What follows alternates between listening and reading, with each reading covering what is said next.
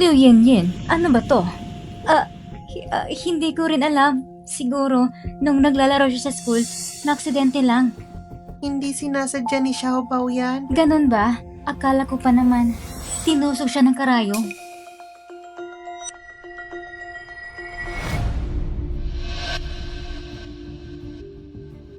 Liu Yin, bibigyan kita ngayon ng pagkakataong magpaliwanag.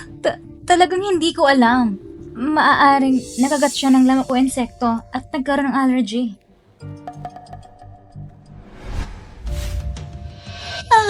Tama si Mama. Kung talagang allergic si Xiaobao, bakit hindi ko alam? Liu Yin, kailangan mo ang bigyan ng maayos na paliwanag. Lola, Jinhan, tutuklasin ko kung totoo. Hihintayin ko yan. Xiaoyue, mukhang gusto ka talaga ni Xiaobao. Pwede mo ba siyang samahan ng madalas? Oo naman, gusto ko rin si Xiaobao. Mabuti. Pwede ba kitang hilingin na maging guro ni Xiaobao? Turuan mo siya ng kaunting depensa sa sarili. Isang karangalan para sa akin. Hindi pwede. Hindi niya kailangan ng turo niya. Desidido na ako. Lin Yue, hindi ko hayan agawin mo si Xiaobao. Nahanap na ni Lin Yue si Xiaobao. Kailangan kong tulong mo.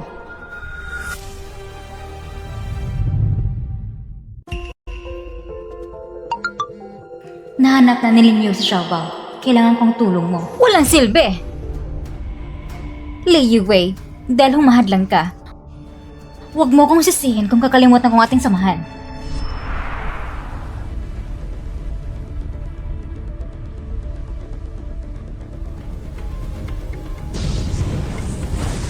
Ayos! Ang natatanging kapangyarihang ito, madaling nakalinis ng daan-daan taong lason. Kung mabibigyan ng panahon, kaya mong linisin ang kasamaan. Hindi imposibleng magawa mo yon. Karapat-dapat ka nga na maging tagapagmana ko. Salamat pa, Guro. Nauna akong pumasok bilang alagad kay Lin Yue. Ako dapat ang unang piniling tagapagmana ng sekta. Bakit si Lin Yue ang siya nakalika ng bagong kapangyarihan? At ako na iwan na gumamit ng pinakalumang mga orasyon. Hindi ito makatarungan. Bakit kahit ikaw ang unang tinuruan ng guro, hindi ikaw pinagkakatiwalaan? Bakit si Lin Yue ang pwedeng maging tagapagmana ni Pinunong Wang? Kalagyan mo aking selyo at pagkalooban kita ng mas makapangyarihang puwersa. Ang posisyon ng pinuno ng sekta, isang bagay lang yan na madaling makamit. Ano ba itong ginagawa ko?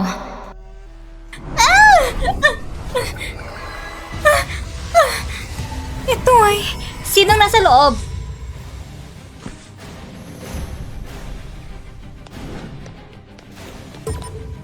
Kakaiba. Parang may narinig akong ingay. Nako, nagkatagas ang sama ni Ria. Nagkulong naman ako para magsanik gamit ang masamang enerhiya. Pero si Master, kahit si Lin Yue ang nagpakawala ng enerhiya, siya tinanggas at pagkatagapagmana. Pinarusahan lang siyang bumaba ng bunok para kolektahan ito. Hindi patas.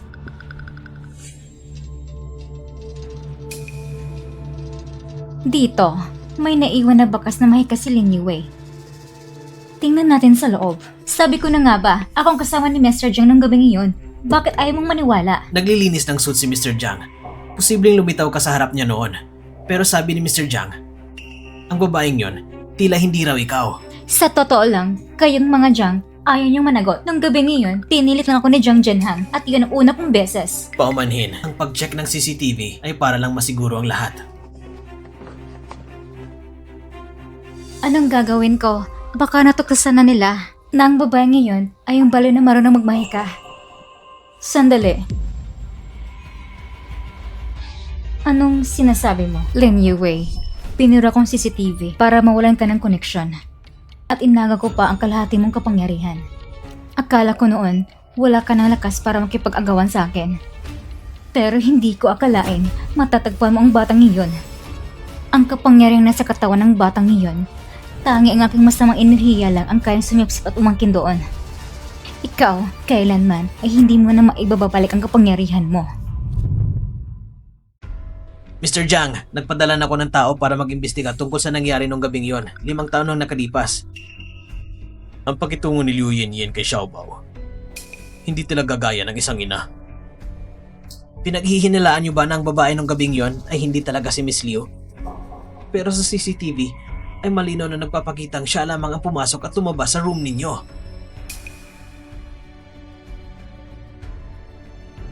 Sa panahon ngayong makabago ang teknolohiya, walang imposible. Malapit ang karawan ni Lola Jiang. Hindi ko alam kung anong regalo ang magustuhan ng matanda. Mabuti pong tanungin ko si Jiang Zhenhan. Ay miss, wala po kayong appointment. Hindi kayo maaring pumasok. Appointment? Ano ang appointment? Ang malaking kumpanya ng Jiang Group. Hindi basta-basta pwedeng pasukin. Kung ganon, tulungan mo ako magpa-appoint kay Jiang Han. Mr. Jiang, akala mo ba pwedeng makita ang Mr. Jiang kung gusto mo lang? Bago pa ko tumawag ng security, umalis ka na lang. Anong nangyayari dito? Bakit ka nandito, Miss Liu? Bakit ka nandito? Dala ko lang pagkain para kay Zhenhan. Bakit siya nandito? Gusto ng babaeng ito makausap si Ginoong Jiang. Miss Liu, kilala mo ba siya? Isa na namang itong babaeng gustong kumapit kay Zhenhan. Isang manluloko. Liu Yanyan, ano naman pinagsasabi mo? Gusto niya ng gulo. Bakit hindi mo siya pinigilan? Security? May nanggugulo rito. Teka! Huwag kayong kumilos. Teka! Huwag kayong kumilos. Seryoso kung gusto kong makita si Mr. Jiang. May kailangan akong sabihin sa kanya. Kaya, pwede ba niya kung payagang makita siya? Busy si Zhenhan sa maraming gawain. Wala siyang oras sa isang manluloko kagaya mo. Palagi mo kong tinatawag na manluloko. Niloloko ba kita? Sabi mo nga, gusto mong lilangin ang buong Jiang family. Huwag mong akalain na hindi ko alam. Oh, ang laki naman ng kakayahan ko. Miss Liu, anong nangyayari dito? Ang babaeng manluloko na ito, walang appointment. Pero gusto pang makausap si Mr. Jiang. Sino bang akala mo ang mahalagang oras ni Mr. Jiang? Ba't mo akalang pwede mo okupahin? Kulang pa ang overtime at stress sa proyekto namin. Pero itong babaeng manluloko, gusto pang manggulo sa kumpanya. Nakakainis! Tama, sino ba namang hindi alam na may anak si Miss Liu kay Mr. Jiang? Security, huliin niyo siya agad! Huwag hayaan sira ng basura nito ang imahe ng Jiang Group. Bilisan mo! Huwag mo kaming piliting kumilos! Talagang walang pinipilang masamang enerhiya. Ayaw mong sumama sa amin? Bakit hindi ako makagalaw? Pakawalan mo ako! Anong balak mo ulit, Miss Liu? Huwag kang matakot. Marami kaming tao dito. Siya, hindi kanyang masasaktan. Ito ang unang beses ko natatanggapin ang pagsubok na ganito. Bibigyan kita ng leksyon! So good! Ang masamang enerhiya ay sumipsip na negatibong emosyon ng tao. Hindi maganda. Kontrolado na sila ng masamang enerhiya. Itong kapalaran mo kapag pinurusahan mo ako.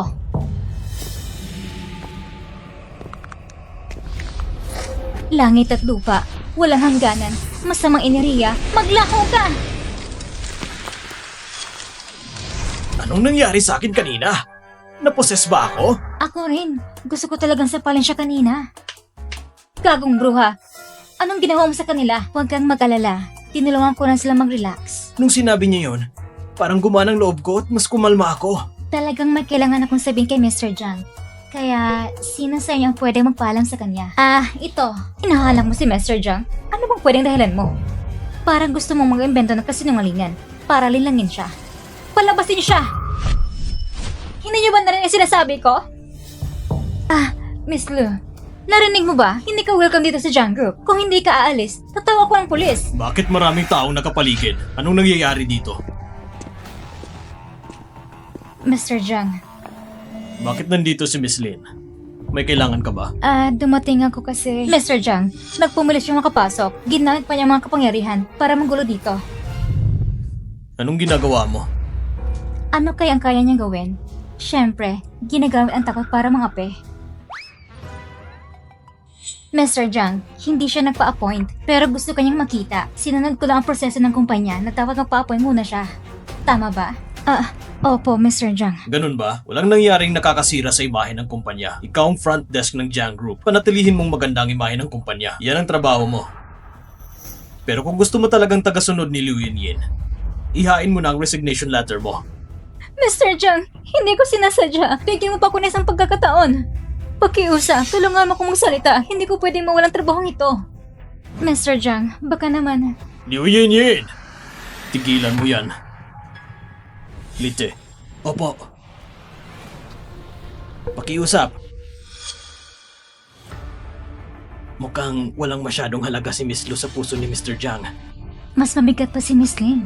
At kayo naman, Mr. Jiang, hindi namin alam kanina kung anong nangyari. Bigla na lang kaming nawala sa kontrol namin. Kontrolado lang sila ng masamang enerhiya. Oo, tama.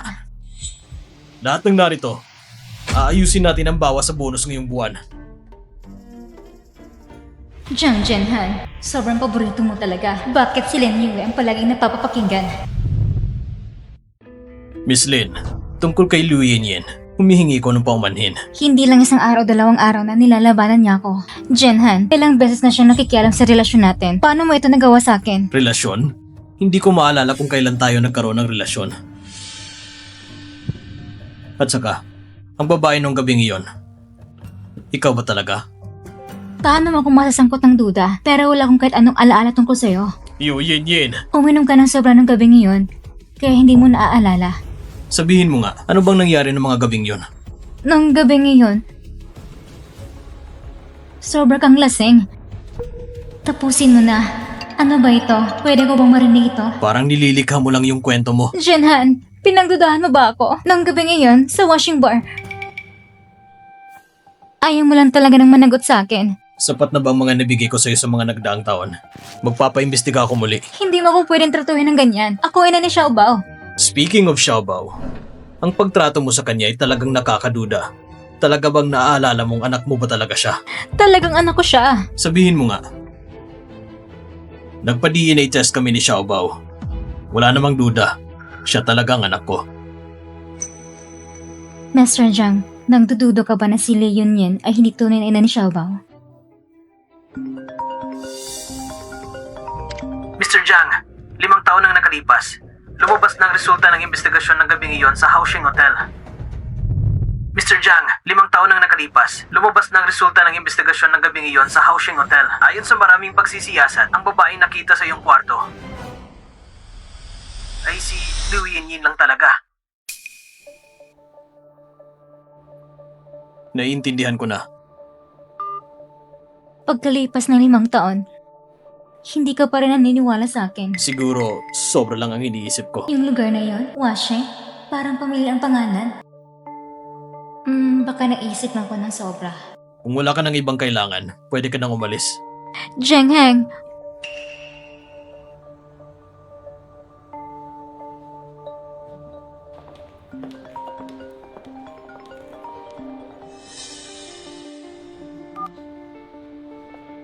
may utang ka na naman sa akin. Anong kailangan mo, Miss Lin? Para sa 80 karawan ng Lola Jiang, gusto kong itanong kung anong gusto ni Lola ng regalo. Kung ginagawa mo ito ng buong puso, tsak na magugustuhan niya ito. Mukha siyang kulang sa pera. Kaya mas mabuting wag na natin siyang bigyan ng anumang pasanang pinansyal. Anong sinabi mo? Wala ka namang sinasabi. O kaya, ako na lang ang gagawa ng regalo para sa'yo.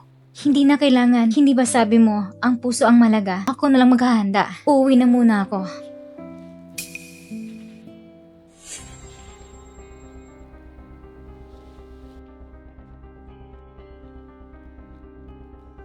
Oo.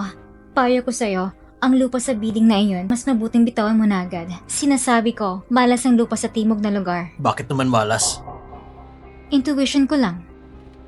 Nakuha na ang lupa na ito at kasalukuyang ginagawa ng konstruksyon. Maniwala ka man o hindi, bahala ka. Hindi yun ang ibig kong sabihin. Miss Lin, tila gusto mo akong sirain. Pasensya na, hindi ko sinasadya.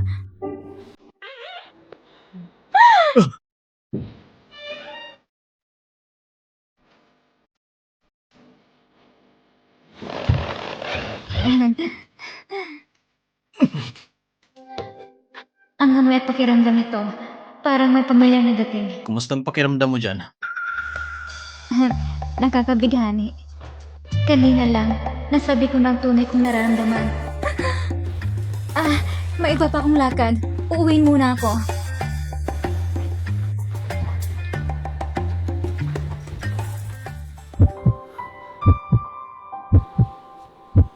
Bakit kaya pakiramdam ko, ang damdamin na binigay sa akin ni Linyo ay parang pamilyar. Parang...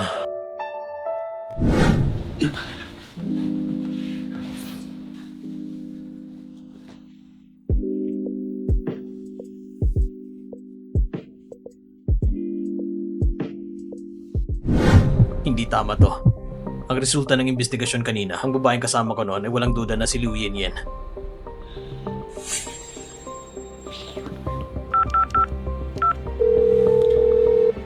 Lite, iutos mo.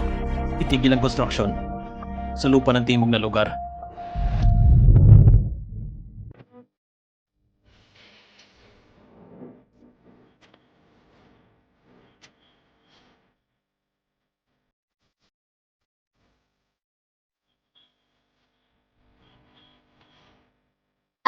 Oo. Sabi ni Jinhan, mas malagang intensyon. Ate! Anong hangin yan? Dinala niya ang aking maliit na kapatid dito. Ate, kailangan ko ng mga halamang gamot. Anong halamang gamot ang kailangan mo? Shilingshan yan, Changwalinze, at Changshan Snow Lotus. Nagawa ka ba ng elixir para sa mahaba at malusog na buhay? Nakilala ko isang matandang ginang. Malapit na siyang mag 80 years old, kaya gusto kong magbigay ng munting regalo sa kanya. Ang intensyon mo, walang halaga sa merkado. Mapal ang matandang ginang na yan. Sige, tutulungan kitang maghanda. Salamat, ate. Oo. Yung panggatong mong pang-elixir. Pahira mo nga sa akin. Napakabait mo. Siyempre, ikaw ang pinakamahal naming maliit na kapatid. Sige, nandun lang yan. Salamat, ate. Alam mo na ikaw ang pinakamahal kong ate. Mag-ingat ka, ha?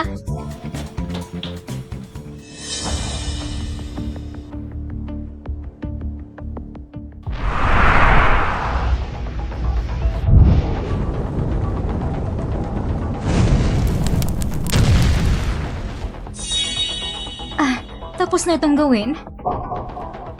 Talagang effective ang pang-elixir na gamit ni ate. Nako, magsisimula ng handa ni Lola. Aalis muna ako, ate. Sige, bye-bye.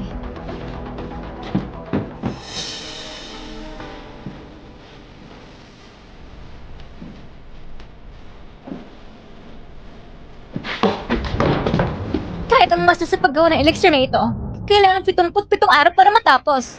Lin Yue. Bakit ganun kadalang nagawa mo?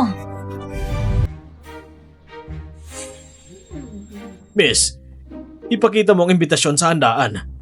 Imbitasyon sa handaan? Nakalimutan kong dalhin. Nakalimutan mo talaga? O wala ka talagang imbitasyon? Sabi ni Lola, pauwin ako para dumalo sa kanyang 80th birthday. Walang binanggit tungkol sa imbitasyon?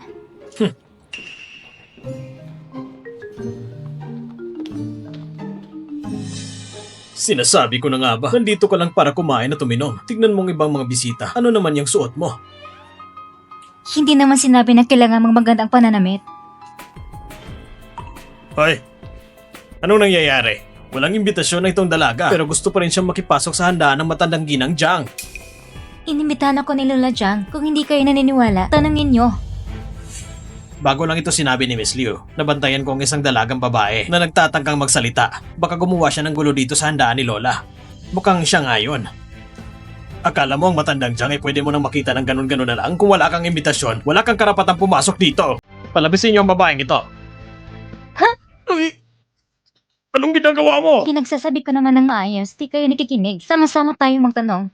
Doon natin malalaman. Magayos, tumuloy.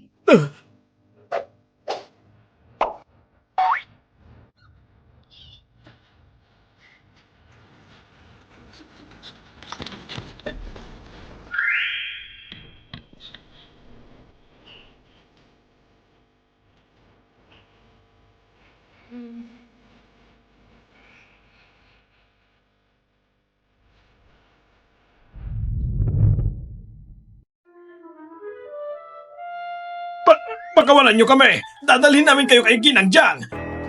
Bakit kayo niya lang sinabi? Huliin niyo na siya! Hay! Biro lang. Hindi ba kayo mapagkakatiwalaan? Miss Lin! Mr. Jiang, Mr. Jiang, Kilala mo ang dalagang ito? Isa siyang espesyal na panauhin ni Lola.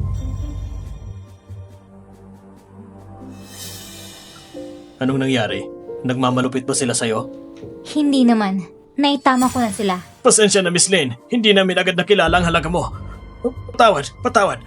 Hindi natin dapat kalimutan ang patakaran. Ipapalam ko ang nangyari sa inyong hotel. Pwede na kayong umalis.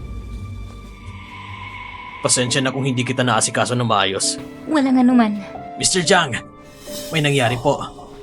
Sa timog na bahagi, construction site na nahinto. Dahil sa malakas na ulan, lumitaw ang mga sinuunang libingan. Pumasok ang mga otoridad sa kaso. Gusto ka nilang makita.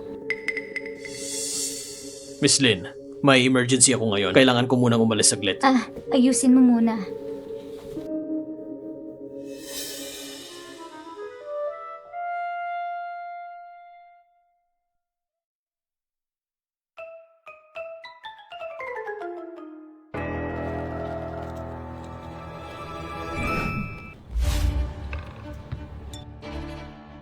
Yan. Kanino ka mag-anak ba to? Bakit parang hindi pa sanay sa mundo? Tila mahirap ang dating. Kamakailan lang, nagkasakit si Lola. Pagdating niya, sakto namang gumaling si Lola. Kaya itinuro siya ni Lola na tagapagligtas niya. Gumaling si Ginang Jiang dahil sa gamutan ng doktor. Hindi niya pinapasalamatan ng doktor, kundi ang babaeng ito, tunay na kapag tumatanda, madaling maniwala sa mga pamahiin. Hinano ang boses mo.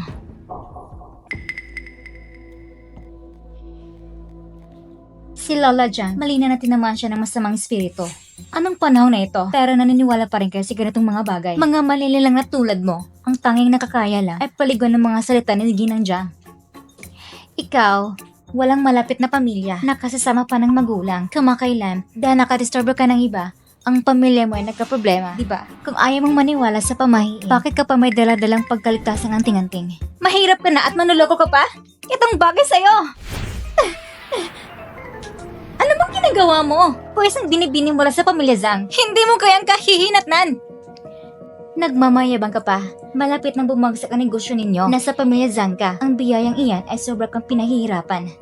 Narinig ko na yan. Ang pamilya Zhang ay nagkaproblema na ngayon. Palipat-lipat na lang humihingi ng pera. Hindi ba ito dahil sa binibining Zhang na matigas ang ulo? Ngayon ay nalagyan na siya sa malaking problema. Miss Lin, magpatawaran na tayo habang may pagkakataon pa. Ikaw at si Xiaoyu ay nagkaroon ng hindi pagkakaintindihan. Walang kutsil ang tumutusok sa'yo, kaya hindi ka dapat masaktan. Pero hindi mo rin dapat ang siyang husgahan. Siya pang gustong manakit sa akin. Ako pang pipikit para pakiusapan siya. Kung bibigyan kita ng biyaya, tatanggapin mo ba? Sino ba ang binibining ito? Pati si binibining Lu ay nilalabanan niya. Hindi ko siya kilala. Siguro ka mag-anak ng ibang pamilya. Ngayon, kailangan niya nang humarap sa problema. Yan, tulungan mo naman ako. Miss Lin, kung talaga ayaw mong umalis, kailangan kitang paalisin. Hindi naman itong kaarawan mo. Bakit may karapatang palisin ako? Si Miss Liu ay ina ng batang Ginoo at ang magiging ginang ng pamilya Jiang. Hindi rin pwede na siya ang paalisin, hindi ba? Tama, Iha. Mas mabuti siguro kung aalis ka na ng kusa. Nilait mo si Binibining Liu. Napakalakas ng loob mo. Walang alam sa taas at baba ng mundo. Ate, bakit ka nandito? Ate, nandito ka na? Xiaobao, Bakit ang young master hindi tumakbo agad kay binibining Liu? Xiaobao. Halika dito. Xiaobao. Akala mo ba mapapalagi ka dito? Dadala ko mga anak ko. Walang lugar dito para sa'yo. Umalis ka na. Sinabi ko na. Kung aalis man ako o hindi ka mapapasya. Mama, bakit mo pinapaalis si ate? Nawasak niyang kasiyahan. At nakasakit siya ng panauhin. Tama. Nasalanta niyang pamilya Zhang. Hindi ka paborito ngayon. Kung may alam ka, magpalaya ka na at umalis ka ng kusa. Pero si ate ang isang panauhin din ni Lola. Isa rin pala siyang mahalagang panauhin ni Ginang. Ang pamilya Zhang ay halos mabangkarote na. Kung may babayaran, sangkot dito si Binibining Zhang. Pero dinala siya ni Miss Liu dito. Miss Liu, hindi siya karapat-dapat. Kung hindi natin paalisin si Ling Yue ngayon, ako pang mapapahiya dito. Umalis ka! Tigilan niyo yan! Lola!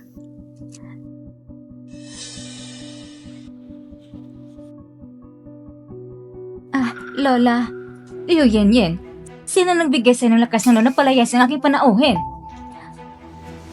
Matandang ginang, ang babaeng yan, masama namang salita, nananakit pa. Natakot si Yan na manggulo siya sa kasiyahan, kaya siya pinalayas. At sino ka namang babae ka? Binibining Zhang, akala ko ba panauhin ka ng matandang ginang? Bakit hindi ka niya kilala? Matandang ginang, akong Binibining Zhang, ang Binibining Zhang niyo.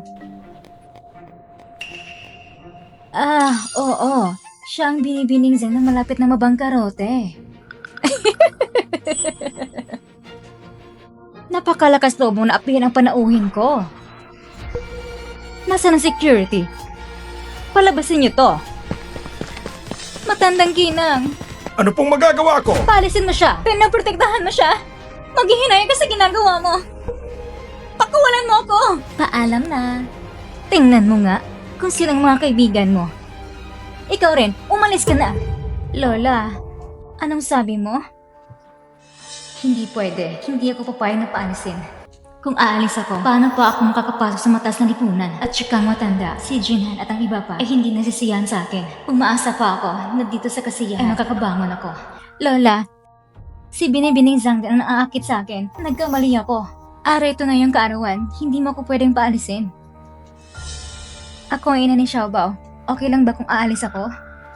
Pero, paano naman ang tingin ni Xiaobao? Xiaobao, nagkamali ang mama mo. Tulungan mo naman si mama. Pakiusapan mo si lola mo. Lola, Ano bang silbi ng paghingi mo ng tawad? Dapat kang humingi ng paumanin kay Xiao Yue. Miss Lim, pasensya na sa aking kapababayaan. Pasensya na po. Ngayon na humingi ka ng tawad, babawiin ko na. Hindi ko napapansin ang pagkakamali mo. Sige na nga. Simula ngayon, magpakasipag ka na. Salamat, Lola. Lin Yue, magkikita tayo muli. Salamat sa pakikipagtulungan, Mr. Zhang. Gano'n na ba katagal bago magsimula ang birthday ni Lola? May 3 minuto pa, Mr. Zhang. Hindi malayo ang venue ng birthday ni Lola. Aabot pa tayo. Opo. Malapit na magsimulang handaan. Nasaan si Jinhan? Nagkaroon ng emergency si Ginoong Jiang. Pagkatapos agad siyang babalik. Hayaan na natin siya. Magsimula na tayo. Opo, matandang ginang. Upang ipagdiwang ang 80th birthday ng Ginang Jiang, ang mga panauhin ay naghanda ng marangyang mga regalo. Narito na ang una sa lahat sa pagpapakita ng regalo. Mula sa pamilyang Wang, 1,000 taong lumang lingzay. Naway kay maging malusog at mabuhay ng mahaba. Naway matamo ni matandang Ginang Jiang ang walang hanggang buhay. Oo naman. Naway kasing haba ng dagat silangan ay biyaya sa matandang ginang. Talagang maluwang pagdiriwang ng mga mayayaman. si Xiaobao naman ay bumabati kay Lola at habang buhay na kalusugan. Ito ang regalo ni Xiaobao para kay Lola. Napakabait naman ni Xiaobao. Ito ba si Lola at si Xiaobao? Opo, Lola. Kasi po, Lola, ako po ang iyong kaligayahan. Gusto ko pong lagi kayong kasama, Lola. Ikaw talaga, Xiaobao. Ang bait mo. Ngayon, natira na lang si Binibining Liu at Binibining Lin na walang dalang regalo. Hindi ko alam kung anong dinala nila na regalo para sa matandang ginang. Si Miss Liu ay nasa mahirap ng kalagayan ngayon, kaya kailangan niya magpakita ng magandang asal. Lola, itong inahanap mong regalo para sa'yo. Itong hiyas na inilagay kasama ang imperatrice sa libingan. Napakamahal nito, naway mabigyan kayo ng mahabang buhay at biyaya. Salamat sa iyo. Si Binibining Liu talagang malakas magbigay. Pagtingin mo lang sa pulseras, alam mong napakamahal nito. Ang pulseras na ito. Lin Yue, nasaan ang regalo mo? Lin Yue, nasaan ang regalo mo? Lola, itong personal kong ginawa, isang pilula para sa mahabang buhay. Oo. Xiao Yue, napakabait mo. Anong tatak na walang lisensya ito? Ang mura naman pala. Kung ikukumpara sa pulseras ni Binibining Liu, parang wala itong halaga. Lin Yue, ito ba't tinatawag mong regalo? Nakakatawa ka naman. Ganun ba? Ang amoy nito'y napakabango. Napakabango ng halimuyak nito. Baka ito'y legendary at napakamahal. Nagmamagaling. Imposible yan. Amoy lang ito ng pabango. Hindi kaya na isang mahirap na tulad ni Lin Yue makabili ng tunay na pilula. Huwag kayong mapaloko sa kanya. Hindi naman imposible. Iha, naniniwala ko sa'yo. Lola, si Xiao Yu ay nangligtas sa akin. Naniniwala ko na hindi niya ako sasaktan. Totoo itong pilola. Lola, subukan mo lang. Lola, karaniwan ay sinusunod ko kayo. Pero ang gamot na ito ay hindi pwedeng basta-basta inumin. Ito.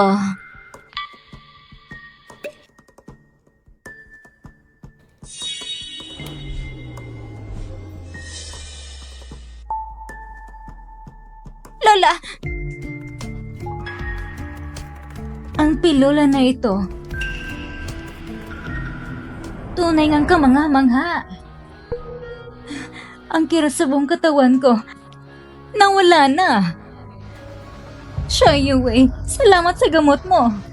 Hindi pwede, Lola. Ang babaeng ito, sanay sa paggamit ng mahika. Huwag kang magpaloko sa kanya. Kung may epekto ito, wala akong pakialam. Ang gamot na ito ay totoo. Pinatunayan na ito ni Lola. Ngunit ikaw, ang pulseras mo ay nakabuang sa lupa ng matagal. May dala itong masamang iniriya. Kung isusot ito ni Lola, para inalagay mo na siya sa panganib. Liu Yin Yin, gusto mo ba akong saktan? Gusto mo ba akong saktan? Lola, hindi ko yung gagawin sa'yo. Ang babaeng ito ay naninira sa akin. Ang pulseras na binigay ko, may problema ba? Hindi lang sabi-sabi yon. Lola, hihingi ako ng tulong sa isang eksperto para patunayan ang aking kawalang sala. Hindi inaasahan ni Miss Lu na tatawagin niya si Master Wu. Si Master Wu ay hindi lang isang dalubhasa sa pag-verify ng mga hiyas. Kilala rin siya bilang isang feng shui master sa buong lungsod. Si Master Wu ay kilala sa pinakamataas na reputasyon sa feng shui at antigong mundo. Siguradong wala nang iba pang aangkin sa titulong una. Master Wu, pakiusap, suriin mo ito. May problema bang pulseras ko? Miss Liu, ang pulseras mo ay mula sa dating imperatrice ng nakaraang dinastiya. Magandang jade ito na nagdudulot ng lakas. Ito ay isang imperial na jade. Kung may problema sa pulseras na ito, ang imperatrice, paano niya ito ilalagay sa kanyang katawan bilang palamuti? Tama, pati si Master Wu ay nagsasabi na siguradong wala itong problema. Narinig mo ba yon? Lola, paano ba kita sasaktan? Ang taos pusong hangarin, paano pa ba ako tatayo na sa harap ng tao? Tama, napakabasas ng babaeng ito sa pagsisi. Sobra na yata. Ito. Master Wu, sigurado ka ba? Ako si Wu ay nagpapangalan ng aking dangal. Sabi ni Master Wu, ang magandang jade ay nagpapalusog. Pero narinig mo ba na ang magandang jade ay may espiritu? Ang pulseras na ito ay nakabaon sa lupa ng daang-daang taon, nakahigop ng madilim na enerhiya ng lupa. Sa ganitong kalagayan, kahit ang jade na may espiritu ay maaapektuhan at magiging mapangalib na enerhiya. Kasinungalingan. Hindi ko pa naririnig yan dati. Ang jade ay jade lamang. Paano magkakaroon ng espiritu? Master Wu, ang pendant mo ay tila may problema. Ikaw babae, anong sinasabi mo? Alam mo ba na ang pendant ko ay... Ang pendant mo rin ay isang palamuti ng kabaong, pero ito nakahigop ng masamang enerhiya na pumipinsala sa swerte ng tao. Kalokohan! Kung nagsisinungaling siya, bakit ka natatakot? Paniniwalaan kung sinasabi ni Miss Lin, Master Wu. Baka naman masyado kang kampante. Ang babaeng ito, padalos-dalos lang ang mga sinasabi. Ang pendant ko, matagal na ito sa akin ng napakaraming taon. Nasa industriya ka ng feng shui at masyado kang mayabang sa ginagawa mo. Nagawa mong maraming pagkakamali. Dahil dito, nawala ang swerte ng pamilya mo. Sa totoo lang, hindi pa dapat umalis sila ng ganong kabilis. Pero ang masamang enerhiya sa loob ng pulseras na ito ay kumuha ng kanilang buhay. Ang asawa at mga anak ni Master Wu ay totoong namatay sa aksidente. Hindi pwede. Hindi ako naniniwala. Tsak na demonyo ang babaeng ito. Nagkakalat ng kasinungalingan. Anong nangyayari kay Master Wu? Mag-ingat ka! Ingat ka, pinabagsak siya ng masamang enerhiya.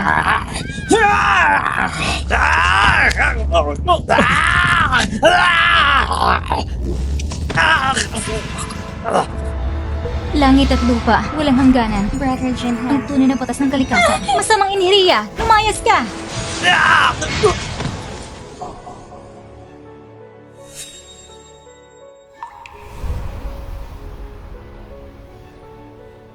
Anong nangyari sa akin? Parang nabaliw ka. Kinanggat mo lahat ng tao.